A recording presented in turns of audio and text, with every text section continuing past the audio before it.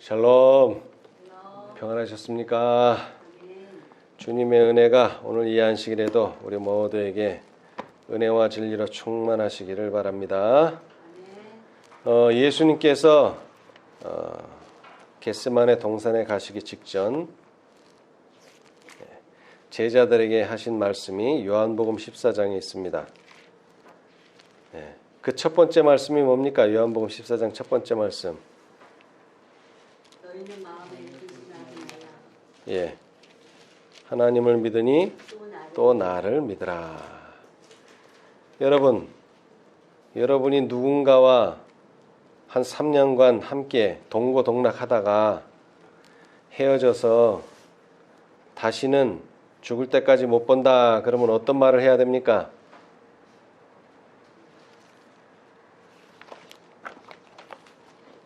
중요한 말을 해야 되겠죠? 예, 아주 중요한 말. 오늘 우리가 듣고 있는 이 14장 1절의 말씀은 예수님께서 제자들에게 하신 유언과도 같은 말씀이면서 더 나아가서는 예수님께서 제자들에게 주시는 약속의 말씀입니다. 약속. 여러분, 예수님이 초림하실 것에 대한 약속은 누구에게 하신 약속입니까? 예수님이 초림하신다. 이거 누구한테 하신 약속이에요? 이것은 유대인들에게 하신 약속이죠. 왜? 유대 나라에 예수님이 오실 것이기 때문에. 물론 동방의 박사들이 예수님께서 오실 것을 깨닫게는 되었지만 사실 이 약속은 이스라엘 백성들에게 주어진 약속입니다. 그런데 예수님의 재림은요. 이것은 이스라엘에게만 국한되는 문제가 아니죠. 누구에게 소망이 됩니까? 재림. 예, 아담과 하와 이후로 모든 그리스도인들에게 희망이 되고 소망이 되는데 그 이유가 뭐죠? 예수님이 재림하시면 드디어 어떤 나라가 시작되는 겁니까? 영광의 나라가 시작되는 거죠. 말로만 듣던, 믿기만 했던, 믿음으로 바라보던 그 나라가 언제 시작된다고요? 재림으로 시작되는 겁니다. 그래서 이 재림은 사실 이 예수님의 제자들한테는 그렇게 중요한 문제는 아니에요. 왜? 제자들만 맞이할 건 아니잖아요. 그죠? 그러나 여기서 제자들에게 이 재림에 대한 소망을, 약속을 다시 한번 상기시킨 이유는 특별히 마지막 시대에 정말로 재림을 만나게 될, 살아서 그것도 그 사람들에게 주어진 약속을 다시 한번 상기시키는 말씀입니다. 그래서 이 재림은 참으로 중요해요. 자, 그런데 이 14장에는 또 하나의 약속이 있어요. 그 약속은 뭡니까? 또 다른 약속. 어떤 약속이 있어요? 성령에 대한 약속입니다. 성령. 자, 우리 한번 봅시다. 요한복음 14장 16절. 요한복음 14장 16절. 내가 아버지께 구하겠으니 그가 또 다른 보혜사를 너희에게 주사 영원토록 너희와 함께 하시리니. 여러분, 예수님한테는 많은 이름이 있습니다. 어떤 이름들이 있습니까? 예수님.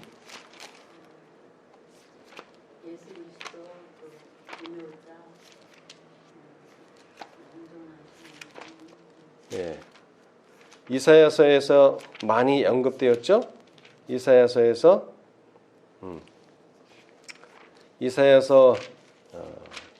1장에 보시면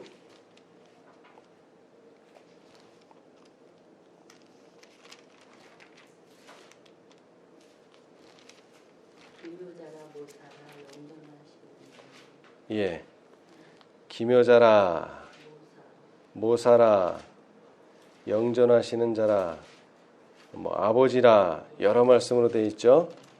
자, 나중에 이사야서에서 나중에 찾아보십시오. 예. 자, 그런데 이 예수님의 또 다른 이름 중에 하나가 바로 임마누엘입니다. 임마누엘. 그것도 또 이사야서에 나와죠. 예, 이사야서에. 자, 근데 임마누엘의 뜻이 뭡니까? 마태복음에 보니까 하나님이 우리와 함께 계신다. 이게 임마누엘인데 또 다른 의미로는 보혜사인데 그런데 여기 예수님은 그런데 영원히 함께 한다고 말하지 않았어요. 임마누엘이라고 하는 자체가 하나님이 우리와 함께 한다는 것이지 거기에는 시간이 들어가 있지 않아요. 그런데 오늘 예수님께서 요한복음 14장에서는 너희에게 주사, 뭐를 주사? 성령. 또 다른 보혜사를 주시는데 이 또 다른 보혜사는 어떻게 한다고요? 영원토록 너희와 함께 있게 하신다. 임마누엘보다 더 강력한 말씀입니다. 하나님이 함께 하시는데 얼마 동안? 영원토록. 여기서 영원토록이라는 게 강조된 이유는 예수님은 얼마 동안만 제자들과 함께 계셨어요? 3년. 그리고 하늘로 가버리셨어요. 그래서 제자들은 예수님을 만난 다음부터는 성령의 필요를 거의 느끼지 못했는데 왜 그렇습니까? 눈에 보이는 예수님이 계시기 때문에 눈에 보이지 않는 성령을 찾을 이유가 아무것도 없어요. 그런데 이제 예수님이 어떻게 됩니까? 눈에서 사라져버리게 되죠. 여러분, 뭐 그것이 큰 것이 됐던 작은 것이 됐던 여러분의 눈에 있던 게 여러분의 눈에서 사라지면 어떻게 됩니까? 실망하고 낙담하고 그 다음에는 뭐 하게 돼요? 불안해져요. 사람이 불안해져요. 왜? 눈에 보이던 게 없으니까. 3년 동안 눈앞에 있었는데 없으니까 불안해지죠. 그렇게 되기 전에 예수님께서는 제자들이 예수님이 없음으로 해서 불안해지기 전에 뭐를 주시겠다고요?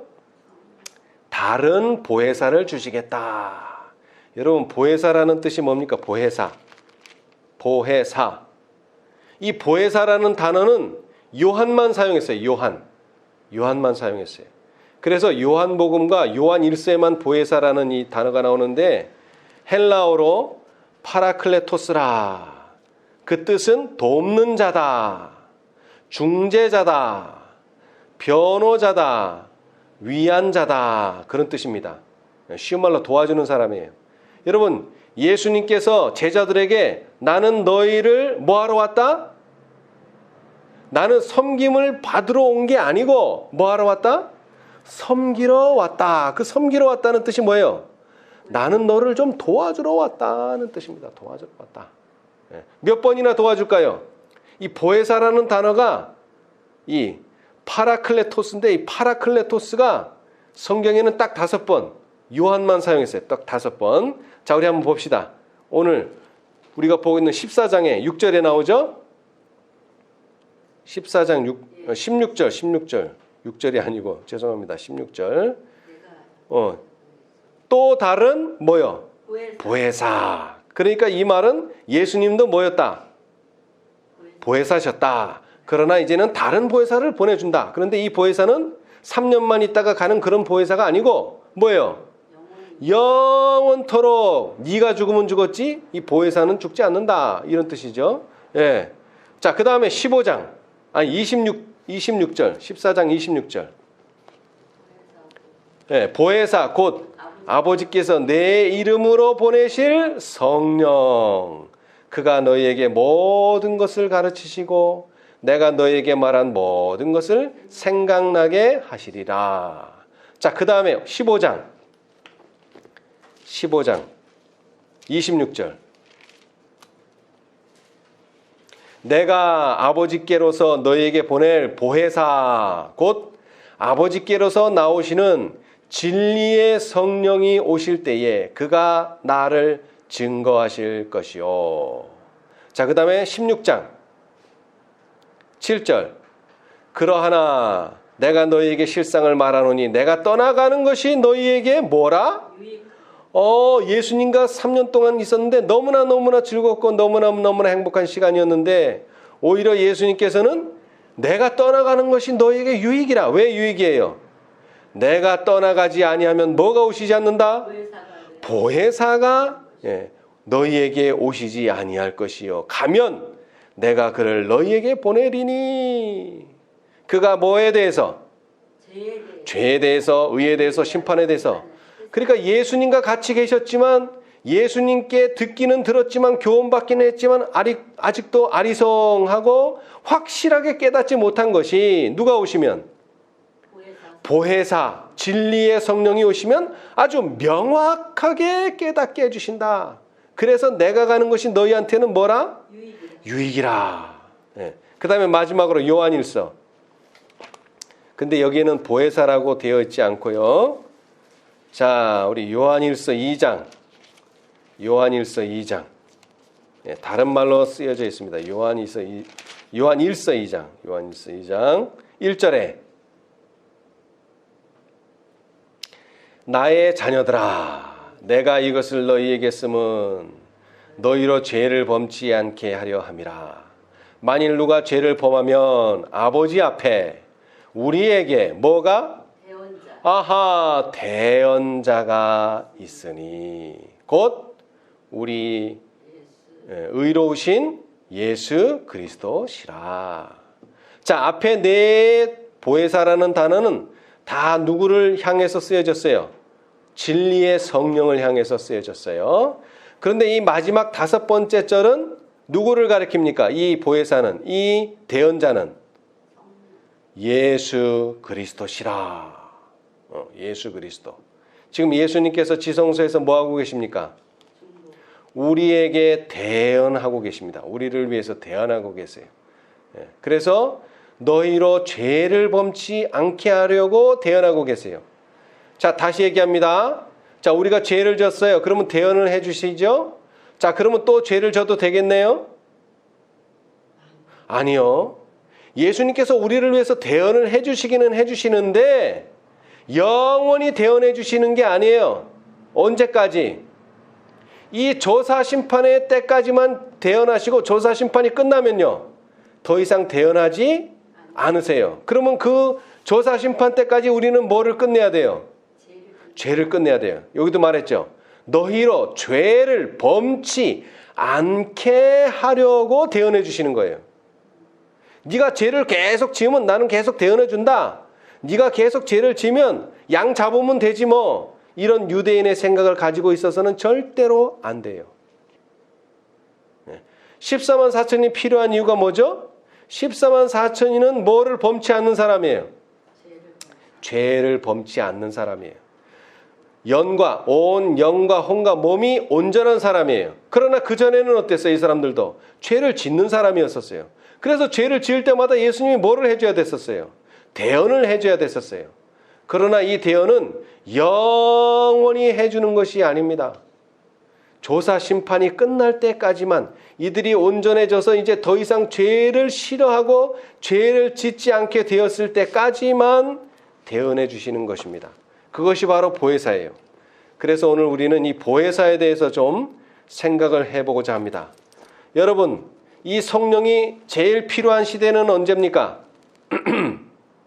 성령이 가장 필요한 시대는 언제예요? 여러분, 우리는 예수님의 제자들과 똑같은 상황에 처하게 되는데요. 언제 똑같은 상황에 처하게 됩니까? 예수님과 함께 했을 때는 예수님의 제자들이 우리와 형편이 달라요. 왜 다르죠? 예수님을 만날 수가 있어요. 제자들이 3년 동안. 그렇죠? 그리고 같이 밥 먹고 같이 자고 같이 전도하고 같이 생활했어요. 그때는 우리하고 완전히 달라요. 그런데 예수님이 승천한 다음에는요. 우리하고 똑같아요. 똑같아. 왜? 그들도 예수님을 더 이상 만날 수 없어요. 그런데 그 똑같은 상황에 처하기 전에 예수님께서는 뭐를 약속하셨다고요?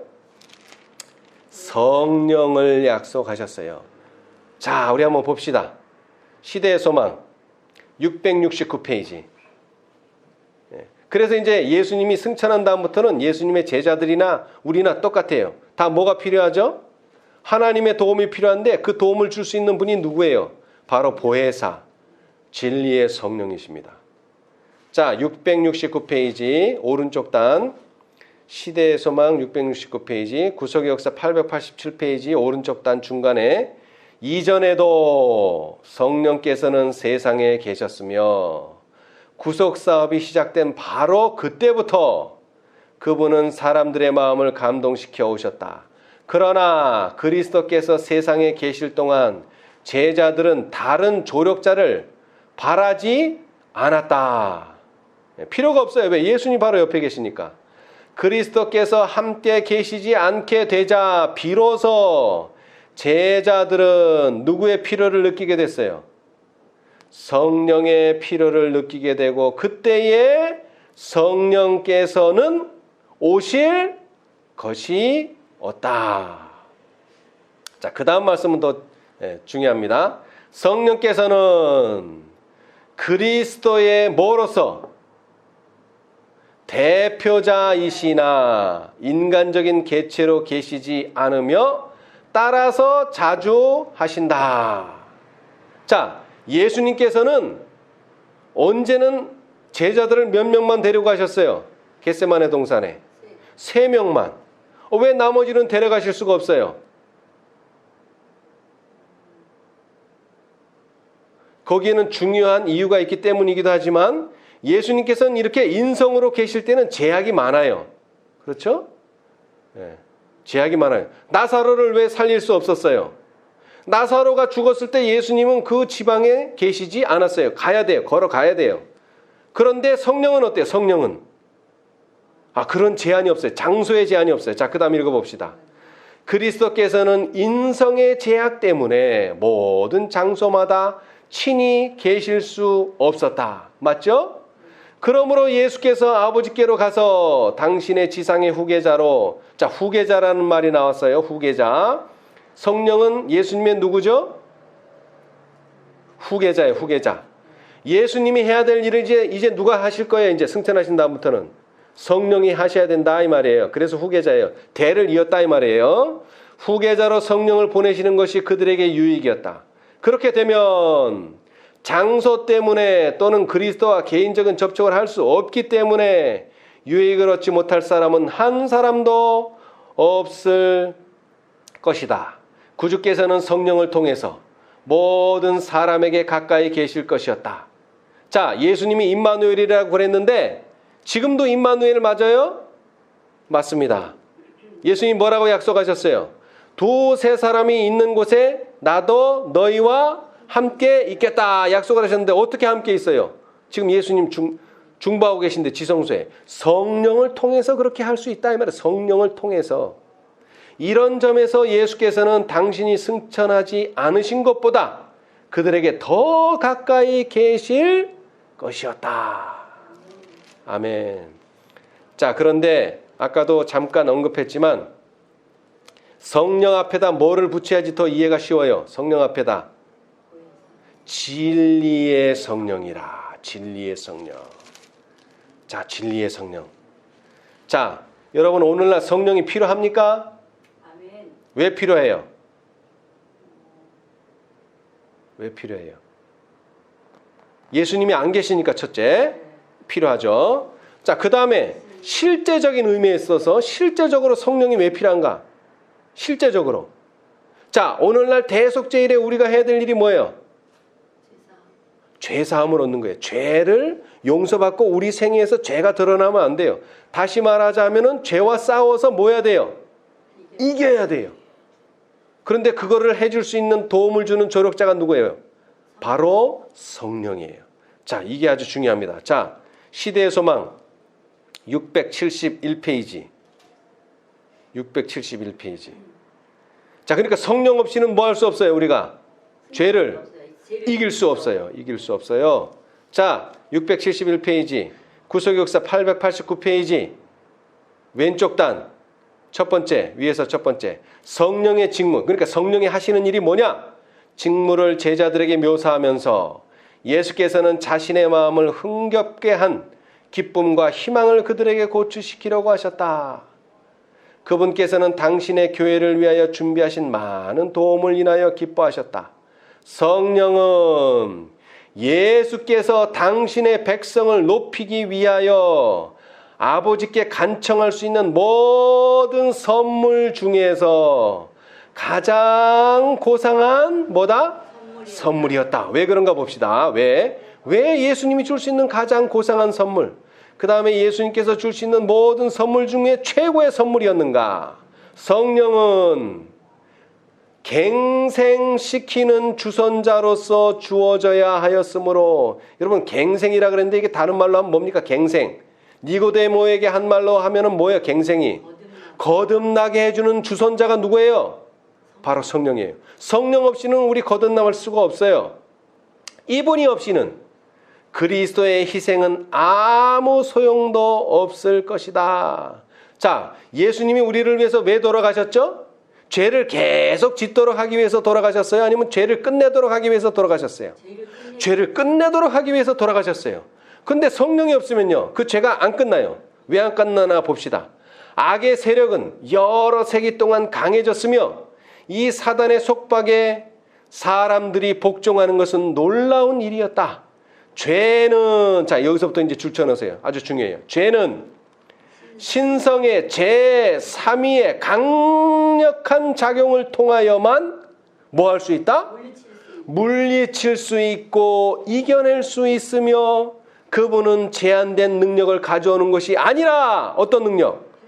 하나님의 능력이 충만한 가운데 오실 것이다. 이 말은 뭐예요?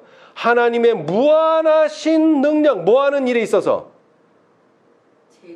죄를 물리치고 이기는 일에 있어서는 제한된 능력이 아니에요. 이것은 무한한 하나님의 능력을 가져오실 것이기 때문에 그렇다, 이 말이에요.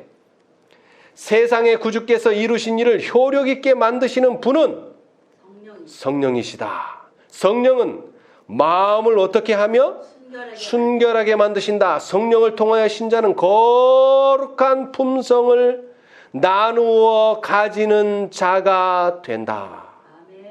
그리스도께서는 모든 유전적이며 배양된 악의 성향들을 이기며 자신의 품성을 당신의 교회에 새기는 거룩한 능력으로서 성령을 주셨다. 아멘.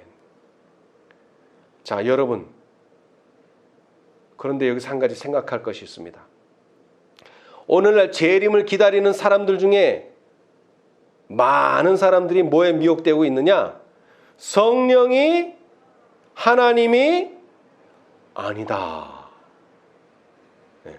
이제 우리가 이렇게 말해요. 여러분들은 성령을 부인합니다. 그러면 그 사람들은 말해요.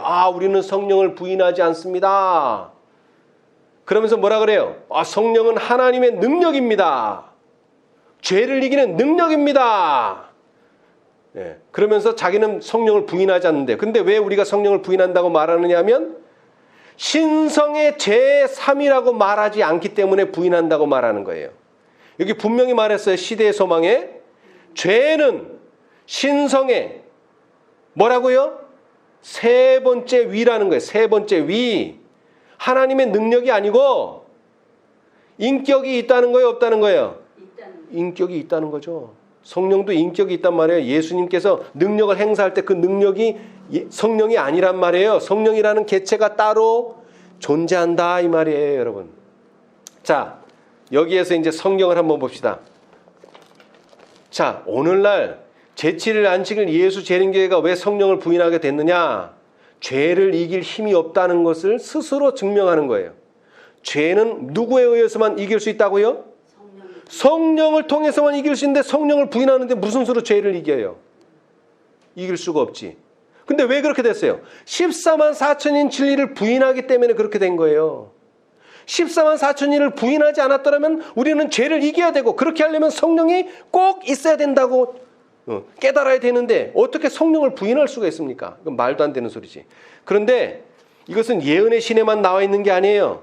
자, 사도행적에는 무엇이 기록되어 있어요? 이른비 이후에 사도들이 어떻게 하나님의 복음을 땅끝까지 전했는가? 거기에서 제일 큰 역할을 하신 분이 누구예요?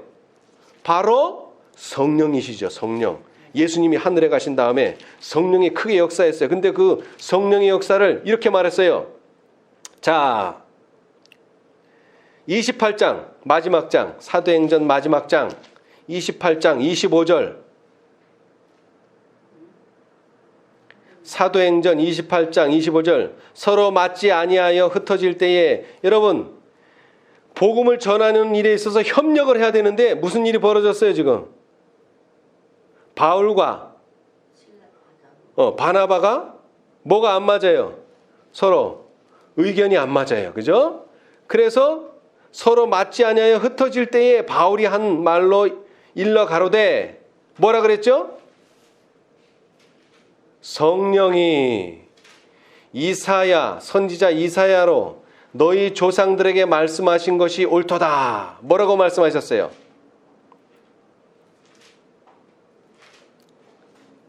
예. 자, 이것은 바울과 실라의 문제가 아니라 유대인들과 바울이 서로 의견이 맞지 않았어요. 자, 그런데 여기에 이사야 선지자가 누구를 통해서 말씀하셨다고요? 성령이 선지자 이사야로 너희 조상들에게 말씀하신 것이. 그러니까 누가 선지자한테 말했다는 거예요? 이사야 선지자한테 누가? 성령이. 뭐라고? 이 백성에게 가서 말하기를 너희가 듣기는 들어도 도무지 깨닫지 못하며 보기는 보아도 도무지 알지 못하는도다. 이 백성들의 마음이 완악하여져서 그 귀로는 둔하게 듣고 그 눈을 감았으니 이는 눈으로 보고 귀로 듣고 마음으로 깨달아 돌아와 나의 고침을 받을까 함이라. 이게 어디 기록되어 있다고요? 이사야서에. 그렇죠? 이사야서에. 자, 이사야 6장 9절. 이사야서 6장 9절. 이사야 6장 9절. 자, 이사야 6장 9절. 자, 이사야 6장 9절. 여호와께서 가라사대. 누가 가라사대? 여호와께서 가라사대라고 분명히 이사야는 기록했는데 이 똑같은 성경절을 사도 바울은 뭐라고요?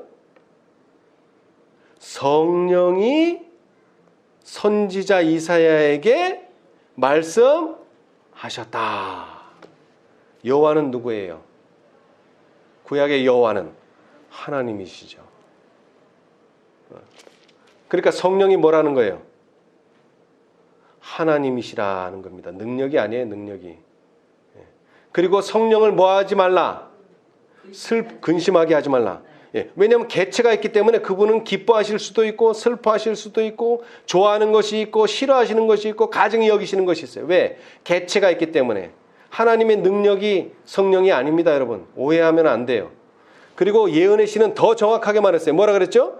제3 번째 위, 신성의 하나님의 제3 번째 위라고 분명히 말했어요.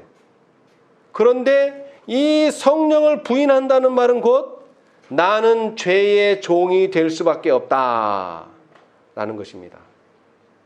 성령의 인도하심, 성령의 능력 없이는 우리는 절대로 죄를 이길 수가 없습니다. 절대로 없습니다. 성령을 부인하는 자는 다른 말로 하자면 구원 얻을 수 없습니다. 왜? 성령이 없이는 뭐라 그랬어요? 성령이 없이는 세상의 구주께서 이루신 일을 효력 있게 만드시는 분이 성령이기 때문에 아무리 십자가 노래를 불러도 그 십자가의 효능이 성령 없이는 절대로 우리에게 효능을 나타내지 않아요. 예수님이 왜 십자가에 돌아가셨어요? 우리를 죄에서 구원하시기 위해서 돌아가셨는데 우리를 구원하실 수 없단 말이에요. 왜? 성령을 부인하니까. 그래서 예수님께서 뭐라 그랬어요? 나를 부인하는 죄는 용서를 받지만 성령을 거스리는 죄는 용서받지 못한다는 이유가 바로 여기 있는 거예요. 왜? 성령은 예수님이 계시지 않는 곳에서 예수님을 대신해서 일하시는 하나님의 세 번째 위시기 때문에 그렇습니다. 왜? 그분은 하시는 주된 일이 뭐라고요? 죄를 물리치고 이길 수 있는 능력을 우리에게 주십니다. 자, 그런데 이분이 일하시는 방법은 어떤 것인가? 그러면 죄를 이기고 그 다음에 죄를 물리치기 위해서 성령께서는 역사하셔야 되는데 성령이 어떻게 역사하시는가 이걸 알아야 돼요. 여러분, 물고기가 그 아름답고 헤엄 잘 치는 물고기가 물 밖으로 나오면 어떻게 돼요? 물론 죽는 것도 죽는 거지만 물고기의 역할을 할 수가 없어요. 인간은 만물의 영장이라 그래요. 그런데 저 우주에 가면은 만물의 영장이 어떻게 돼요? 죽어요. 왜 죽어요? 산소가 없기 때문에 죽어요. 산소가 없으면 죽는 거예요. 마찬가지로 이 성령이 역사하려면 성령이 역사할 수 있는 환경이 돼야 되는데 그 환경이 매우 중요합니다, 여러분. 자, 우리 봅시다. 자, 시대의 소망 671페이지. 어떻게 성령이 우리의 죄를 이기게 해주시는가? 뭐가 필요한가? 시대의 소망 671페이지, 구속의 역사 888페이지. 자, 오른쪽 단 맨 밑에 보혜사는 뭐라고 불린다? 진리의 성령이라고 불린다. 보혜사의 일은 진리를 밝히고 보존하는 것이다. 여러분, 우리 개인에게 있어서 역사하시는데 어떻게 역사하신다고요? 죄를 이기도록 능력을 주세요. 그런데 보혜사는 또 어떤 일을 하세요? 진리를 드러내고 밝혀내고 그 다음에 그 진리를 뭐 한다고요? 보존, 지킨단 말이에요. 왜 지켜야 돼요? 사단이 계속 이 진리를 회파하기 때문에 그래요. 진리를. 그래서 예수님의 비유 가운데 한 비유에서는 왜 진리가, 보화가 그렇게 귀중한 그 구속의 진리, 구속의 과학이 왜 땅속에 묻혀 있어요? 왜 묻혀 있어요? 누가 묻었어요? 바로 사람들이. 그 다음에 그 사람들 뒤에는 사단이 그런 일을 하고 있다 이 말이에요. 왜? 그것이 드러나면은 그것을 받아들이는 모든 사람들이 어떻게 되니까? 구원을 얻게 되니까. 구원 얻지 못하도록 뭐를 숨기는 거예요? 진리를 숨기는 거예요. 진리를. 그런데 그 숨기는 진리를 드러내시는 분이 누구예요?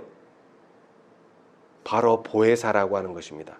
그래서 성령 앞에다 무슨 말을 붙여야 된다고요? 진리의 성령이시라. 요한복음 15장에도 나왔죠? 진리의 성령이 오시면 너희를 모든 진리 가운데로 인도하시겠다 그랬어요. 자, 그 다음 읽어보겠습니다. 그분은 먼저 진리의 성령으로 마음 가운데 거하시며 그리하여 보혜사가 되신다. 자, 여러분, 예수님은 우리를 돕기 위해서 어디에 계셔야 돼요? 마음에 계셔야 돼요. 마음에. 자, 그런데 마음에 어떻게 모실 수 있을까요? 성령을. 자, 이제 계속 읽어보겠어요. 진리 가운데는 뭐가 있다고요?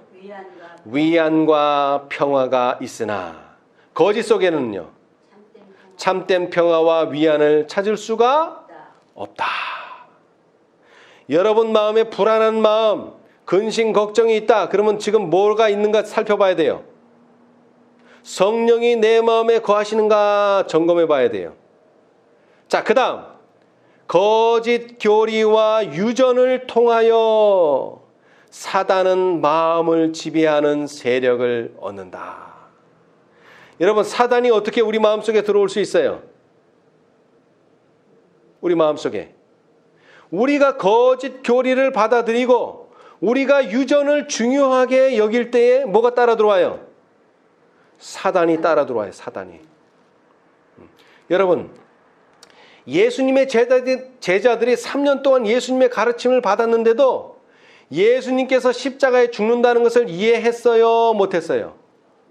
못했어요. 왜 그래요? 3년 동안 계속 반복 교육시켰는데 왜 그걸 이해 못해요? 머리가 나빠서 그래요? 왜 이해를 못해요? 자, 그 이유는 위에 가면 있어요. 자, 위에 가면, 근데 조금 있다가 읽도록 하고, 자, 이렇게 사단의 세력을 불러들이게 되는데 이 사단이 우리 마음속에 들어오게 되면 어떻게 됩니까? 이제 그는 사람들을 어떤 표준? 거짓 표준으로 인도함으로 품성을 일그러지게 한다. 여러분, 사람들의 마음이 품성이 완성이 안 되는 이유가 뭐예요? 완성이 안 되는 이유. 품성이 완성이 안 되는 이유. 진리가 없기 때문이고, 그 진리가 없다는 말은 다른 말로 하면 목표가 잘못돼서 그렇다 이 말이에요. 목표가 잘못돼서. 지금 우리가 서울로 가야 되는데 천안으로 내비게이션을 아무리 잘 맞춰놔봐야 우리는 어디밖에 못 가요? 천안밖에 못 가요. 천안밖에. 여기 거짓이라고 말했지만 사실은 불완전한 이것이 14만 4천인 진리에 의하면 딱 맞는 말이에요. 우리는 잘못된 표준도 세워서는 안 되지만 그 잘못됐다는 것이 무엇이냐? 하나님은 10개를 원하시는데 9개만 가지고 만족하면 안 된다 이 말이에요. 9개만 가지고. 그것이 다 거짓 표준이에요. 완전하지 못한 모든 표준은 다 거짓 표준이요. 표준이라고 생각하는데 그것이 잘못된 표준이라면 그것은 다 거짓 표준이에요. 이 거짓 표준을 세우게 되면 결국 우리의 품성은 완전해질 수가 없는데 그 이유를 설명했어요. 그 다음 성령께서는 성경 말씀을 통하여 마음에 말씀하시며 진리를 심령에 깊이 새기신다. 아멘. 자, 쉬운 예로 듭시다. 지금 어떤 사람이 부산에 있고 내가 지금 여기 있어요. 그러면 그 사람이 나한테 뭔가 얘기를 해주려면 뭐를 해야 돼요? 전화를 걸어야죠. 그런데 내가 전화기가 없어요. 그러면 그 사람이 나한테 말을 할 수 있어요? 없어요? 없어요. 없어요. 자, 성령이 우리의 마음에 말을 하려면 뭐가 있어야 돼요? 뭐가 있어야 돼요? 전화기가 뭐예요? 성경 말씀이 있어야 돼요. 그래서 이사야는 뭐를 얘기했어요? 네가 말을 하려면 뭐를 통해서 해라? 율법과 증거의 말씀을 통해서 해라. 그거 통하지 않고 말하는 건 다 쓸데없는 거다. 쓸데없다는 말은 뭐예요? 성령이 역사할 수 없다.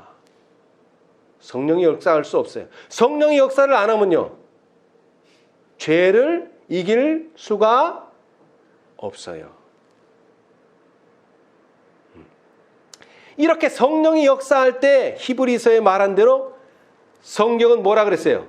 하나님의 말씀은 좌우에 날선 검과 같다. 그래서 뭐예요? 성령께서는 이와 같이 성령께서는 잘못을 드러내고 잘라낸단 말이에요. 칼로. 심령에서 그것을 내쫓으신다. 그리스도께서는 하나님의 말씀을 통하여 역사하시는 진리의 성령으로 말미암아 당신의 택하신 백성을 자기에게 복종하게 하신다. 다른 말로 하면 어떻게 우리가 하나님의 백성이 돼요? 진리의 성령으로 말미암아 되는데, 진리의 성령은 무엇을 통해서 그렇게 돼요? 하나님의 말씀을 통하여 그렇게 된다. 그런데 하나님의 말씀을 부인하면요, 그런데 하나님의 말씀을 등한히 하면요, 그리스도께서는 하나님의 말씀을 통하여 역사하는 진리의 성령으로 말미암아 당신의 백성들을 자기에게 복종시킬 수 없다는 결론에 도달하게 되는 겁니다. 자, 다시 말합니다. 14만 4천인은 어린 양이 어디로 인도하시든지 따라가는 자다. 근데 어린 양이 우리를 어떻게 인도해요? 그리스도께서 어떻게 인도해요? 하나님의 말씀을 통해서 인도해요. 근데 하나님의 말씀만 가지고 인도하는 게 아니에요. 하나님의 말씀을 통해서, 그 말씀을 통해서 역사하는 무엇으로 말미암아? 성령으로 말미암아 일한다. 자, 이제 이쯤에서 우리가 한번 왜 제자들이 머리가 나쁜 것도 아니고 제자들이 헌신을 하지 않은 것도 아닌데 왜 하나님의 말씀을 제대로 이해하지 못했는가? 3년 동안. 자, 봅시다. 시대의 소망 670페이지. 시대의 소망 670페이지. 지금 이 내용은 다 요한복음 14장에 있는 내용입니다. 자, 오른쪽 단, 구속의 역사 888페이지 오른쪽 단 첫 번째, 예수께서는 말씀을 계속하셨다. 내가 아직도 너희에게 이를 것이 많으나 지금은 너희가 감당하지 못하리라. 그러나 누가 오시면?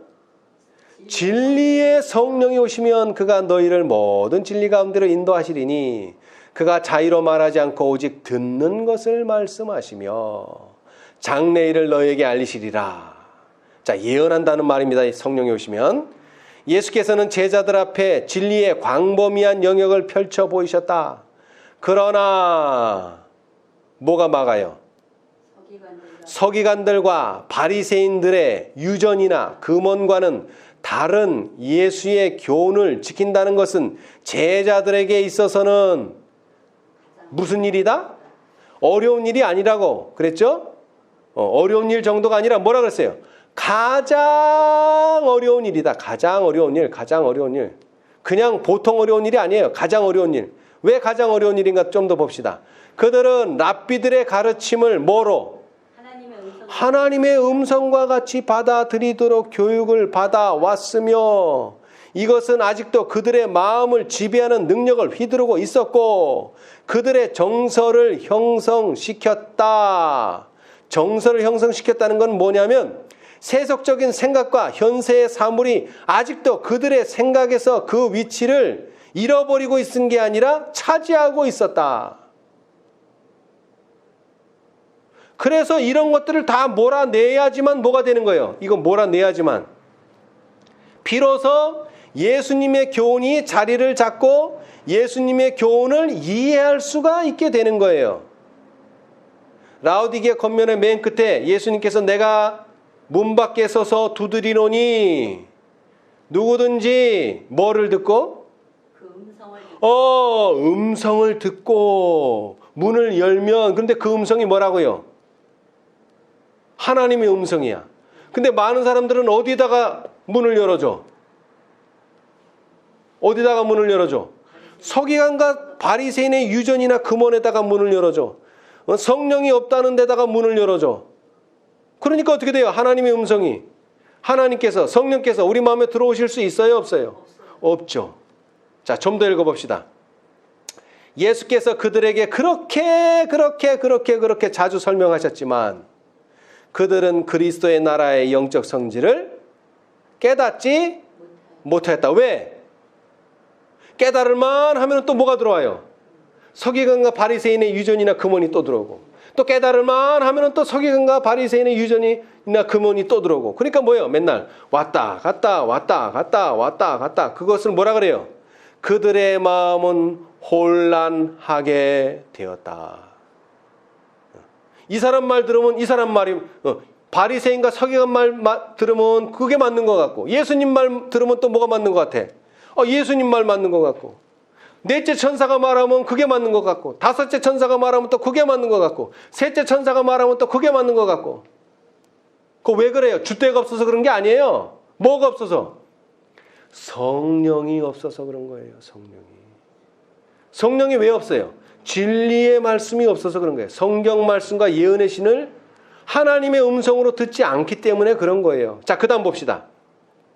그들은 그리스도께서 제시하신 성경 말씀의 가치를 이해할 수 있었다? 없었다. 이러니까는 이게 혼란이 계속 오는 거예요. 기준을 딱 어디에다만 둬야 돼요? 성경 말씀에만 둬야 돼요. 오늘날 우리는 어디까지도 둬야 돼요?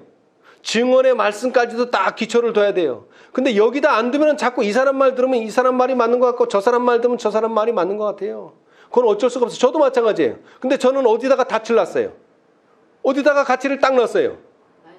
성경, 예언의 신에다가만 딱 놓으니까 안 흔들리는 거예요. 제가 똑똑하고 제가 잘나서 그런 게 아니에요. 어디다가 닻을 놓느냐, 어디다가 뿌리를 내리느냐가 중요한 거예요. 우리는 어디다 뿌리를 내려야 돼요? 율법과 증거의 말씀. 그분의 교훈의 대부분이 그들에게 거의 잃어버린 것처럼 보였다. 예수께서는 그들이 당신의 말씀의 참된 의미를 파악하지 못하였다는 사실을 아셨다. 그분은 성령께서 그들의 마음에 이 말씀을 생각나게 해 주시리라는 것을 자비롭게 뭐 하셨다? 약속하셨다. 아멘. 그 약속이 우리가 언제 이루어졌어요? 넷째 천사에 의해서 이루어지고 그 약속이 언제 이루어졌어요? 다섯째 천사에 의해서 그 약속이 이루어진 겁니다, 여러분. 예수께서는 제자들이 이해할 수 없는 많은 것들을 말씀하지 않으신 채 남겨두셨다. 이것들 역시 성령께서 그들에게 알려주실 것이었다. 성령께서는 그들이 하늘의 사물들을 인식할 수 있도록 그들의 이해를 촉진시킬 것이었다. 예수께서는 진리의 성령이 오시면 그가 너희를 어떻게 하겠다고요? 모든 진리 가운데로 인도하시리라고 말씀하셨다. 아멘. 자, 그러면 우리는 뭐 하는 자가 됩니까, 이제? 죄를 이기는 자가 돼요. 죄를 물리치는 자가 돼요. 자, 그런데 우리에게 또 하나의 약속이 있는데 그것이 뭡니까? 또 하나의 약속. 또 하나의 약속. 이제 이 진리가, 이 하나님의 영광이 어디까지요? 세상 끝까지 나아가는 이 약속이 주어졌어요. 예수님의 제자들로 하자면 이른 비의 약속이요. 우리에게 하자면은 늦은 비의 약속이죠. 자, 다시 말합니다. 지금 예수님께서 말씀하시는 이 약속은 개인적인 약속이에요. 개인적인 약속. 제가 지난 시간에도 얘기했죠. 우리는 예수님을 어떻게 알아야 돼요? 개인적으로 알아야 돼요. 개인적으로. 우리는 트럼프 대통령 잘 알아요. 신문에서 읽어서. 근데 트럼프 대통령이 우리 알아요? 몰라요? 우리 몰라요. 왜? 어떻게 알지 못하기 때문에 우리가. 개인적으로. 우리가 이 성경을 읽고 예언의 신을 읽지만 이것은 우리가 예수님을 개인적으로 만날 수 있는 기회를 주시는 것이지 정말 예수님과 개인적인 경험을 하지 못하고 체험하지 못하면 이것은 아무런 의미가 없어요. 자, 그런 의미에서 우리가 열처녀의 비유를 한번 생각해 봐야 돼요. 자, 봅시다. 자, 10처녀 중에 5처녀는 뭐 하다 그랬죠? 슬기로운 처녀. 슬기로운 처녀고 5처녀는 미련한 처녀예요. 자, 그런데 처녀라는 게 무슨 뜻이에요? 처녀. 음녀가 아니에요? 음녀가 아니에요. 처녀예요. 처녀라는 말은 뭐라고죠? 순결한 신앙을 가지고 있어요. 신앙 자체는 아주 좋아요. 그런데 미련한 처녀는 뭐가 없어요? 기름이 없어요. 그런데 슬기로운 처녀는 기름이 있어요. 그 차이가 뭐예요?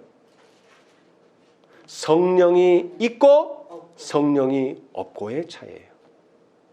여러분, 개신교회, 천주교회 성경 박사들 많아요. 우리보다 성경 더 잘 알아요. 그리고 재림교회 안에도 또 재림을 기다리는 사람 중에도 예언의 신 박사들 많아요. 우리보다 예언의 신 더 잘 알아요. 뭐가 몇 페이지 했고 어떤 말씀은 언제 말했고 더 잘 알아요. 근데 뭐가 없으면? 성령이 없으면은 뭐가 일어나질 않아요? 품성의 변화가 일어나지 않아요.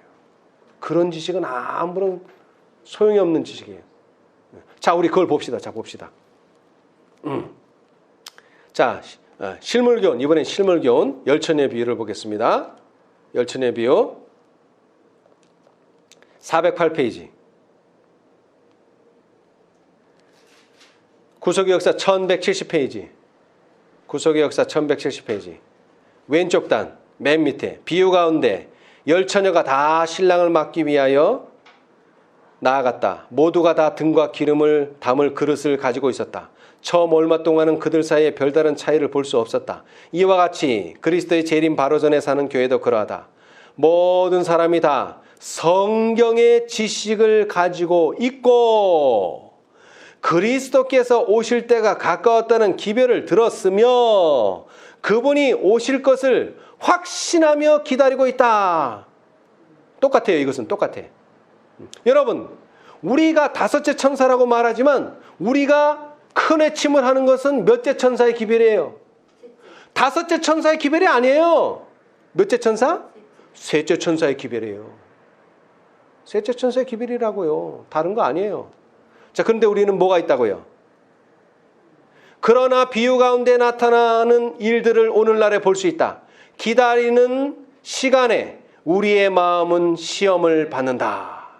보라, 신랑이로다 맞으러 나오라고 부르짖을 때에 준비되지 못한 사람이 많을 것이다. 왜? 왜 많아요? 준비하라고 할 때 준비 안 했기 때문에 그런 거예요. 넷째 천사가 준비하라고 할 때 준비 안 하고 다섯째 천사가 준비하라고 할 때 준비 안 한 사람들이 그렇다 이 말이에요.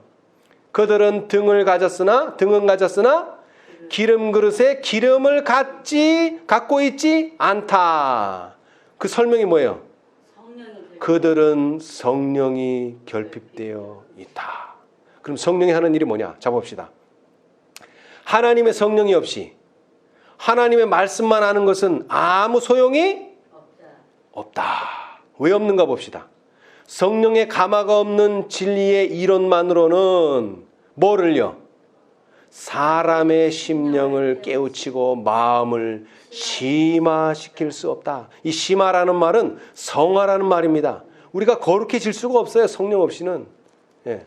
우리가 비록 성경의 말씀과 약속들에 정통하다 할지라도 뭐가 없으면 하나님의 영, 진리의 영이 없으면, 진리를 깊이 깨닫게 하지 않을 것 같으면 우리의 품성은 변화되지 않을 것이다.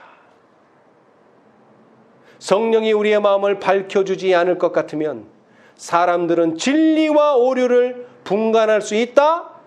없다.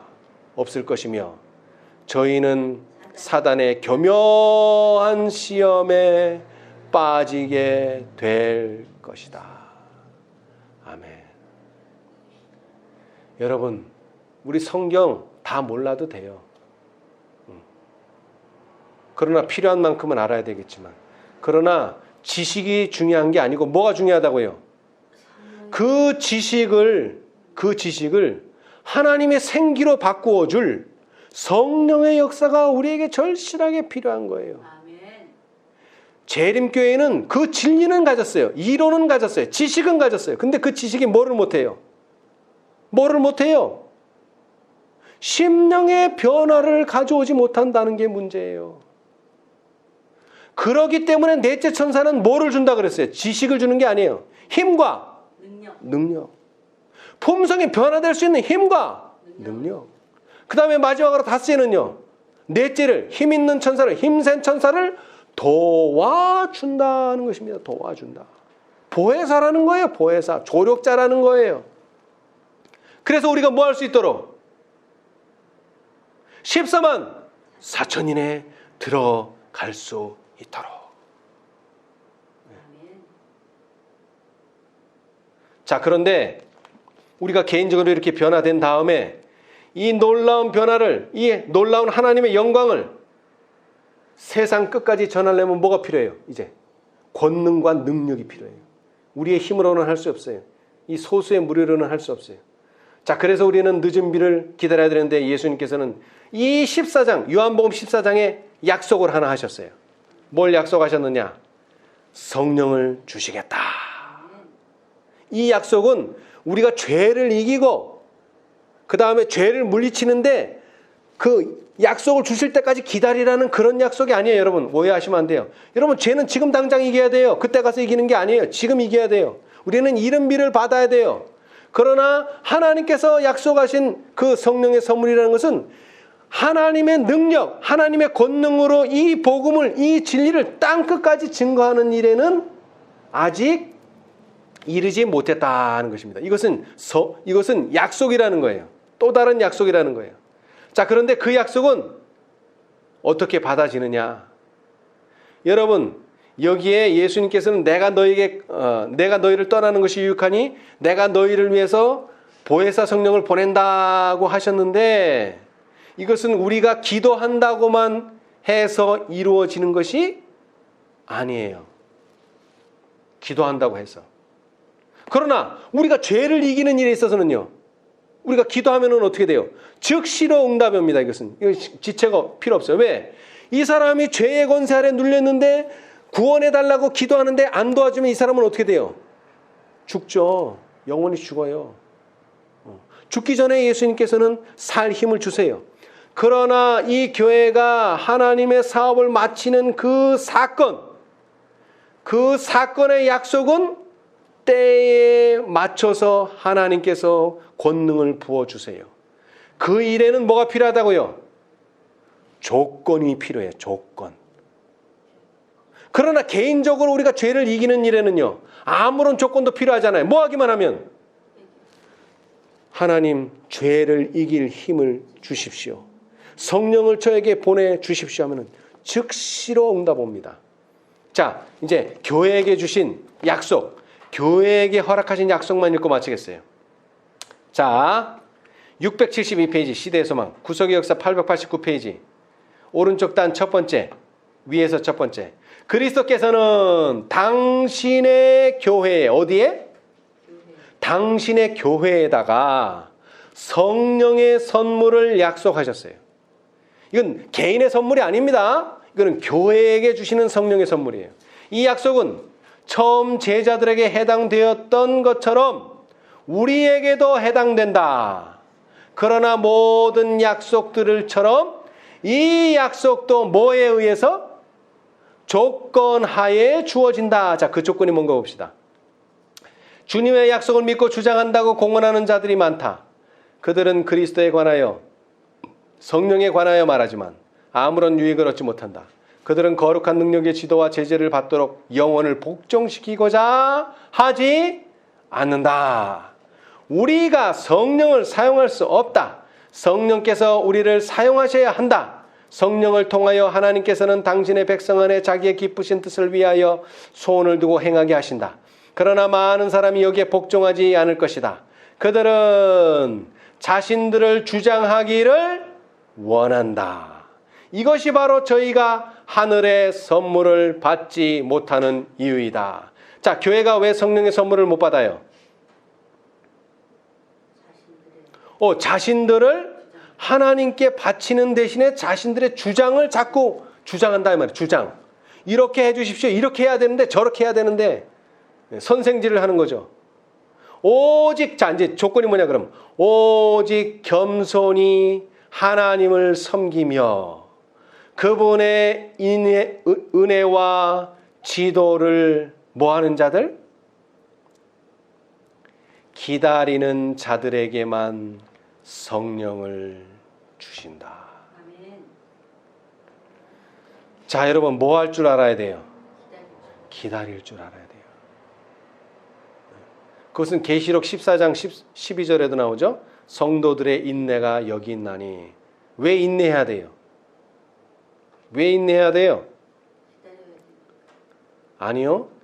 자신들의 주장이 약해져야 된다 이 말이에요. 왜 예수님 성령을 안 주십니까? 따지면 안 돼요. 예수님 성령을 주실 때 저를 기억해 주십시오. 우편강도처럼 예수님 성령을 주실 때에 저를 사용해 주십시오 하고 겸손히 뭐하는 마음을 가져야 돼요? 기다리는 마음을 가져야 돼요. 절대 주장하는 자세를 하면 안 돼요. 하나님의 능력은 그들의 요청과 수용을 기다린다. 믿음으로 요청하는 이 약속된 축복은 그에 따르는 다른 모든 축복들을 가져온다. 이 축복은 그리스도의 은혜의 풍성하심을 따라 주시는 것이며 또한 그분은 받을 수 있는 역량대로 각 영혼에게 공급하려고 뭐하고 계신다? 준비하고 계신다. 예. 자, 요한복음 14장 1절에도 말했지만 예수님께서 뭐하러 가셨대요?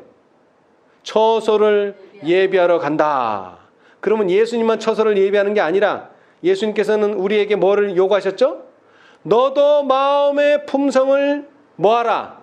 준비하라. 나는 하늘에서 너희의 거할 것처를 준비하고 너희는 세상에서 뭘 준비하라? 품성을 준비하라. 자, 예수님께서는 지금 하늘에서 뭘 준비하고 계세요? 교회에게 성령의 선물을 주려고 모든 준비를 하고 계세요. 그럼 우리는 뭐 해야 돼 이제? 그것을 받아들일 준비를 해야 돼요. 그 받아들일 준비라는 게 뭐예요? 오직 겸손히 하나님을 섬기며 그분의 은혜와 지도를 뭐 해야 된다고요? 기다리는 자들이 되어야 된다. 앞서가는 자들이 되면 안 돼요. 기다리는 자들이 되어야 돼요. 여러분, 기다릴 줄 알아야 돼요. 인내할 줄 알아야 돼요. 그럼 하나님께서 어떻게 하신다고요? 때가 되면 너희를 온전케 하시리라. 그 다음에 더 나아가서요. 이 놀라운 하나님의 능력을 하나님이 우리를 변화시킬 수 있다는, 창조하실 수 있다는, 재창조하실 수 있다는 능력을 세상 앞에 드러낼 거예요. 누구를 통해서? 우리를 통해서. 근데 그렇게 되기 전에 뭐 하라? 기다리라. 기다리라. 여러분, 기다릴 줄 알아야 돼요. 기다릴 줄 알아야 돼요. 아, 하나님 10년 기도했는데 아직도 왜 응답이 없습니까? 20년 기도했는데 왜 응답이 없습니까? 여러분, 기다릴 줄 알아야 돼요. 근데 시간이 지날수록 우리 뭐가 약해져요? 뭐가 약해져요? 믿음이 약해져요. 약속에 대한 믿음이. 그럴 때마다 우리는 믿음을 다시 한번 회복하고, 믿음을 회복하고, 뭐로? 성경의 약속의 말씀으로 성령을 통해서 회복해서 하나님께서 정말 때가 돼서 그 일을 베푸실 때에 그 일을 감당할 수 있는 사람, 그 일을 해낼 수 있는 성령의 도구가 될 수 있는 사람이 되어야 된다 하는 것입니다. 오늘 이 시간 우리 모두 성령의 필요를 느끼고 성령의 사람이 되되 성령께서 정말 이 세상을 향해서 한없는 무한한 능력을 쏟아 부으실 때 우리 모두 성령의 도구가 될 수 있도록 겸손히 하나님의 은혜와 자비를 구하고 인도하심을 따라 조용히 인내하면서 신앙하는, 기다리는 저와 여러분이 되시기를 간절히 바라면서 오늘 말씀 마치겠습니다. 감사합니다. 하늘에 계시는 감사하신 저희들의 아버지, 참으로 3년 동안 동고동락했던 그 사랑하는 제자들을 이 땅에 두고 하늘로 가실 수밖에 없는 예수님의 마음이 얼마나 안타깝고 또 슬펐겠습니까? 그러나 예수님께서는 이것을 슬퍼하시는 것이 아니라 기뻐하셨으니 그 이유는 성령을 보내주시겠다는 약속 때문이었습니다. 주님, 이제 그 성령이 오늘날 우리에게 간절히 요구되오니 주님이시여 우리의 마음에 보혜사 성령을 허락하여 주시옵소서. 그리하여 우리가 죄를 이기는, 죄를 물리치는 그 성령의 도움을 얻을 수 있도록 축복하여 주시옵소서. 특별히 이 마지막 때에 주님께서 14만 4천인들을 만들고자 원하십니다. 그러나 그 자들은 죄와 더불어 싸워 이기는 자들이라고 하셨사오니, 흠과 점이 없는 자들이라고 하셨사오니, 그렇게 될 수 있도록 성령께서 우리와 항상 함께하여 주시옵소서. 기도하는 자들에게, 구하는 자들에게, 찾는 자들에게, 문을 두드리는 자들에게 언제든지 성령을 즉시로 보내겠다고 약속하셨사오니 감사합니다.